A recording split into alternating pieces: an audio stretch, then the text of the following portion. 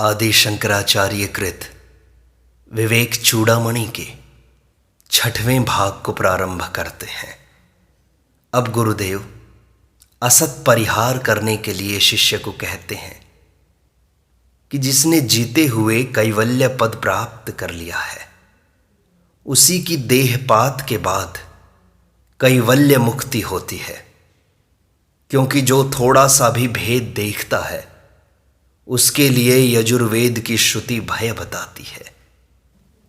जब कभी यह विद्वान अनंत ब्रह्म में अणुमात्र भी भेद दृष्टि करता है, तभी इसको भय की प्राप्ति होती है। क्योंकि स्वरूप के प्रमाद से ही अखंड आत्मा में भेद की प्रतीति हुई है। श्रुति, स्मृति और सैकड़ों युक्तियों से निषिद्ध हुए इस दृश्य में जो आत्मबुद्धि करता है, वह निषिद्ध कर्म करने वाले चोर के समान दुख पर दुख भोगता है। जो अद्वितीय ब्रह्मरूप सत्य पदार्थ की खोज करता है, वही मुक्त होकर अपने नित्य महत्व को प्राप्त करता है। और जो मिथ्या दृश्य पदार्थों के पीछे पड़ा रहता है, वह नष्ट हो जाता है। ऐसे ही साधु और चोर के विषय में देखा गया है। यति को चाहिए कि असत पदार्थों का पीछा छोड़कर यह साक्षात ब्रह्म ही मैं हूं, ऐसी आत्म दृष्टि में ही स्थिर होकर रहे।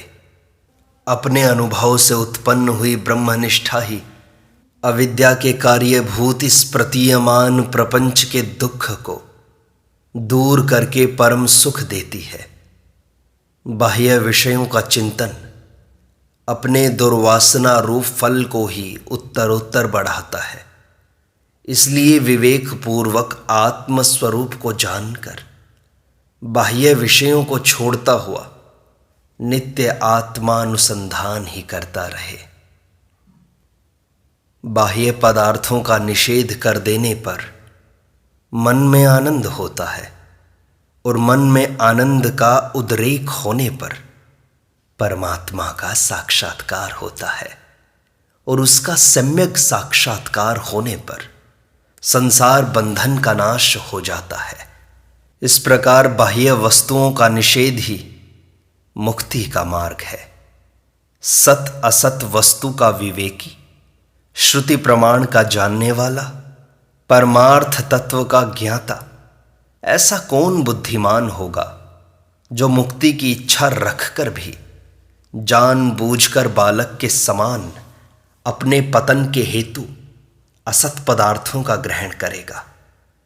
जिसकी देह आदि अनात्म वस्तुओं में आसक्ति है, उसकी मुक्ति नहीं हो सकती, और जो मुक्त हो गया है, उसका देह आदि में अभिमान नहीं हो सकता। जैसे सोए हुए पुरुष को जागृति का अनुभव नहीं हो सकता, और जागृत पुरुष को स्वप्न का अनुभव नहीं हो सकता, क्योंकि ये दोनों अवस्थाएं भिन्न गुणों के आश्रय रहती हैं।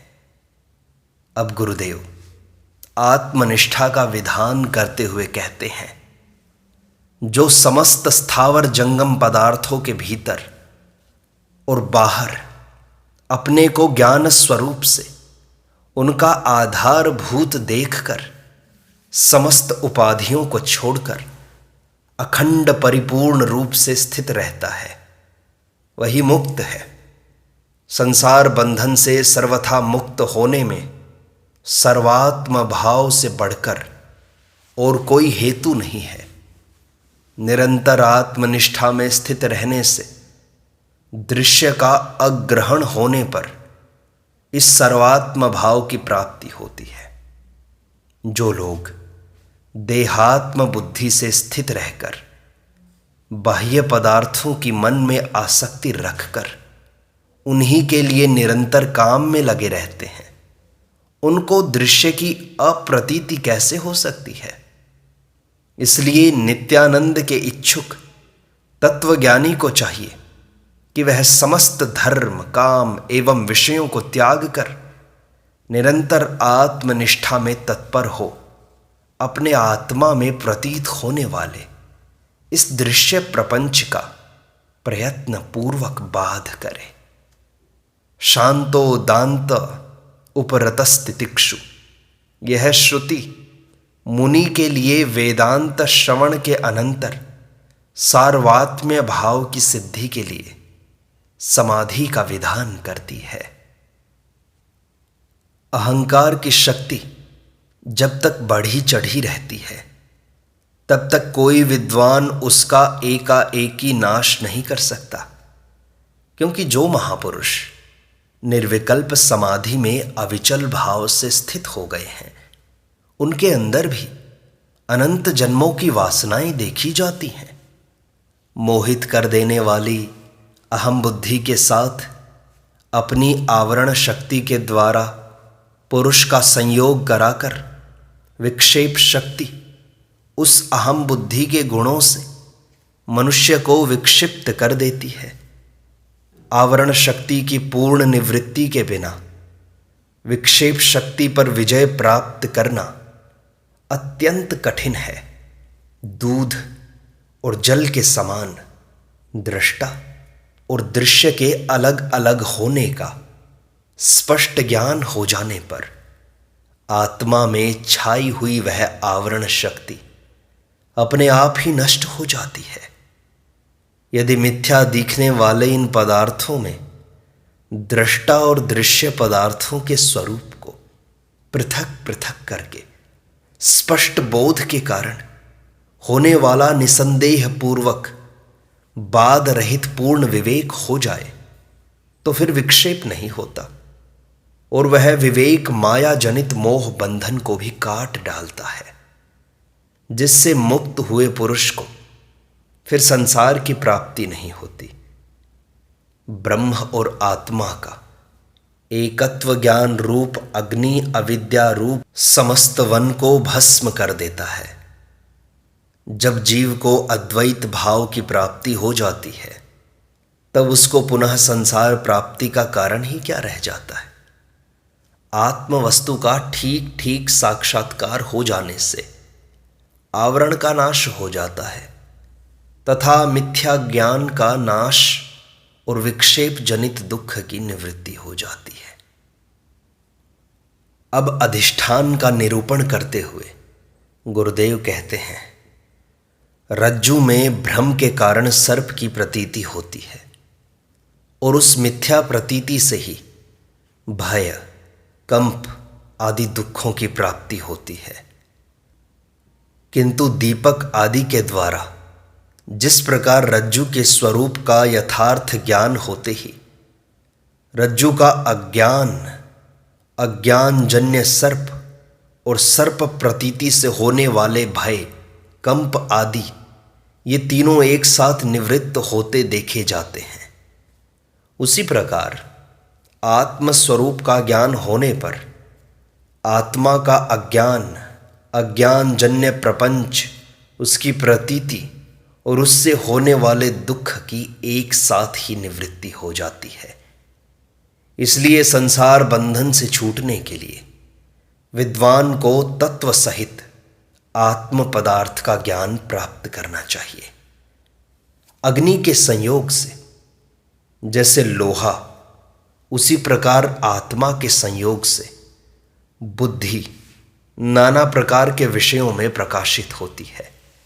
यह द्वैत प्रपंच उस बुद्धि का ही कार्य है, इसलिए मिथ्या है, क्योंकि भ्रम स्वप्न और मनोरथ के समय इसकी प्रतीति का मिथ्यात्व स्पष्ट देखा है। इसलिए अहंकार से लेकर देह तक प्रकृति के जितने विकार अथवा विषय हैं वे सभी क्षण क्षण में बदलने वाले होने से असत्य हैं। आत्मा तो कभी नहीं बदलता, वह तो सदा ही एक रस रहता है। जो अहम पद की प्रतीति से लक्षित होता है वह नित्य आनंद घन परमात्मा तो सदा ही अद्वितीय अखंड चैतन्य स्वरूप बुद्धि आदि का साक्षी सत असत से भिन्न और प्रत्यक अंतरतम है।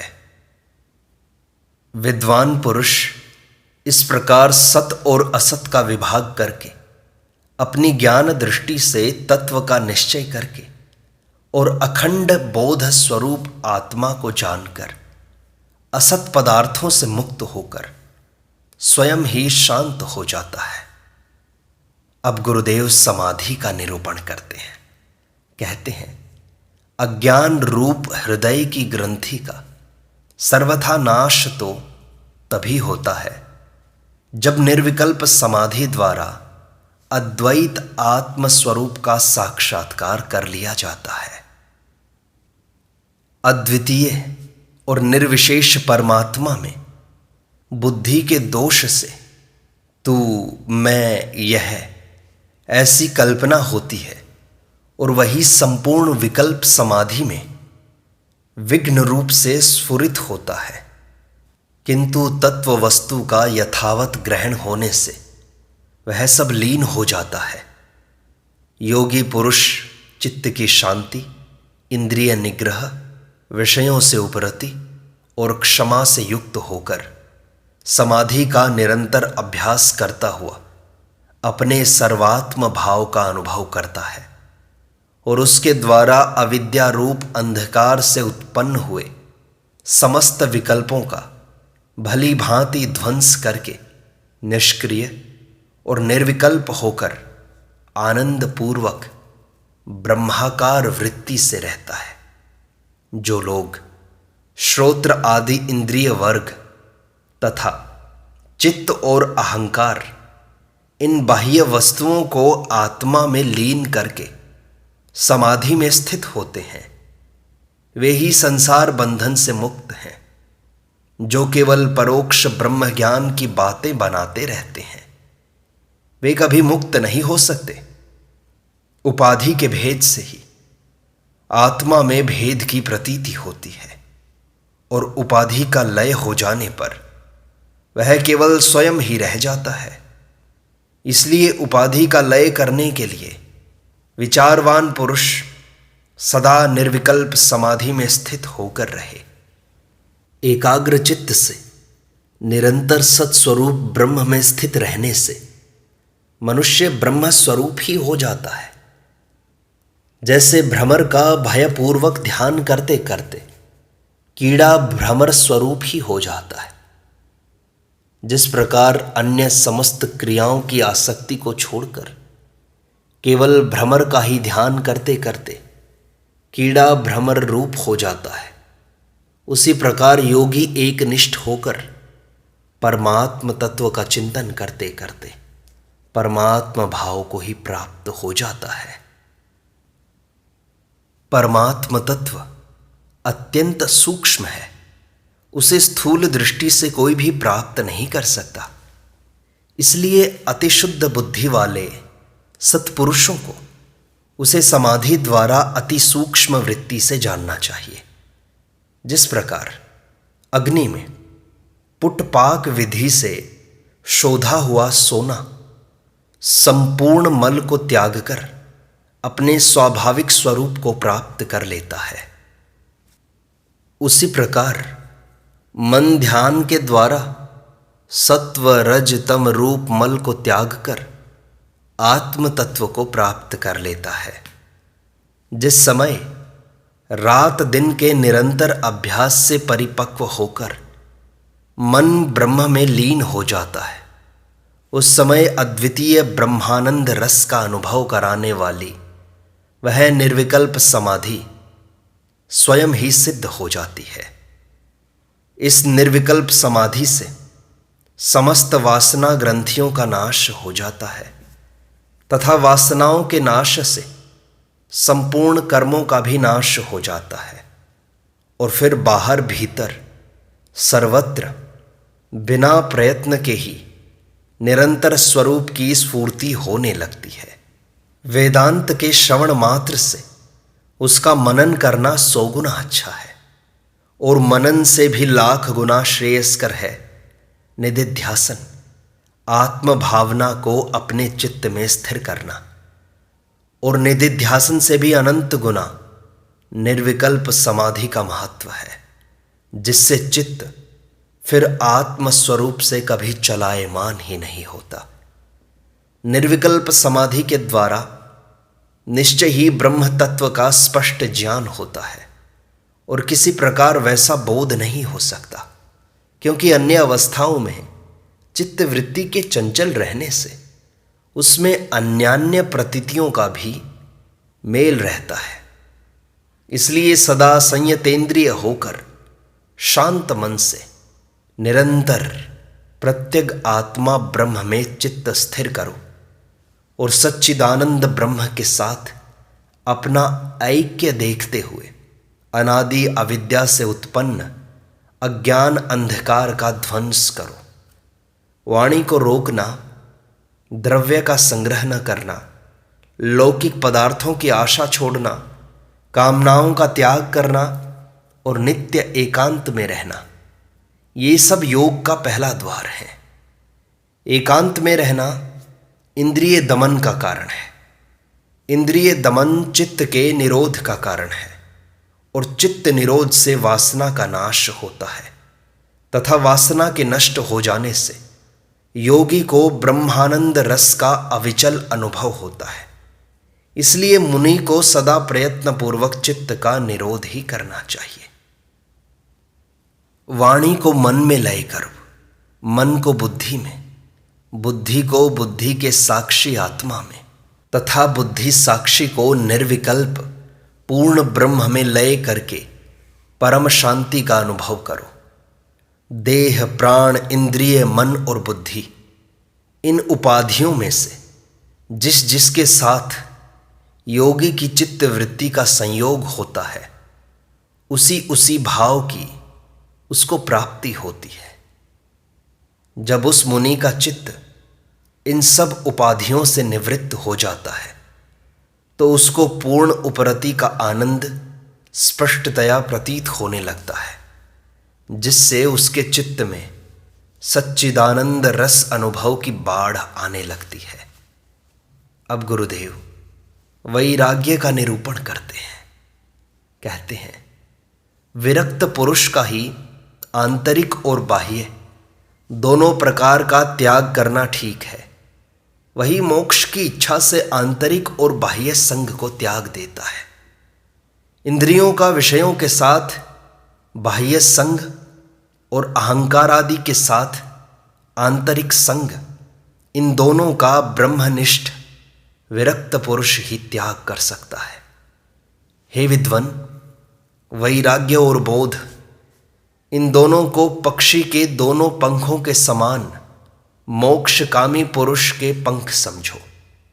इन दोनों में से किसी भी एक के बिना केवल एक ही पंख के द्वारा कोई मुक्ति रूपी महल की अटारी पर नहीं चढ़ सकता। अत्यंत वैराग्यवान को ही समाधि लाभ होता है।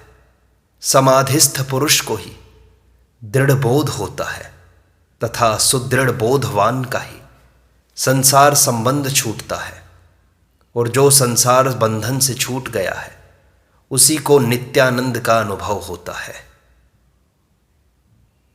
विष के समान विषम विषयों की आशा को छोड़ दो, क्योंकि यह मृत्यु का मार्ग है तथा जाति, कुल और आश्रम आदि का अभिमान छोड़कर दूर से ही कर्मों को नमस्कार कर दो।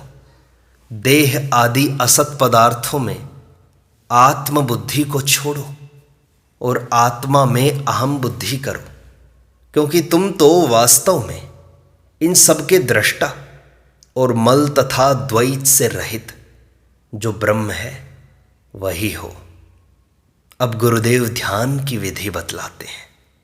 कहते हैं, चित्त को अपने लक्ष्य ब्रह्म में दृढ़ता पूर्वक स्थिर करके बाह्य इंद्रियों को उनके विषयों से हटाकर अपने अपने गोलकों में स्थिर करो। शरीर को निश्चल रखो और उसकी स्थिति की ओर ध्यान मत दो। इस प्रकार ब्रह्म और आत्मा की एकता करके तन्मय भाव से अखंड वृत्ति से अहर्निश मन ही मन आनंद पूर्वक ब्रह्मानंद रस का पान करो। और थोथी बातों से क्या लेना हमें। दुख के कारण और मोह रूप अनात्म चिंतन को छोड़कर आनंद स्वरूप आत्मा का चिंतन करो, जो साक्षात मुक्ति का कारण है।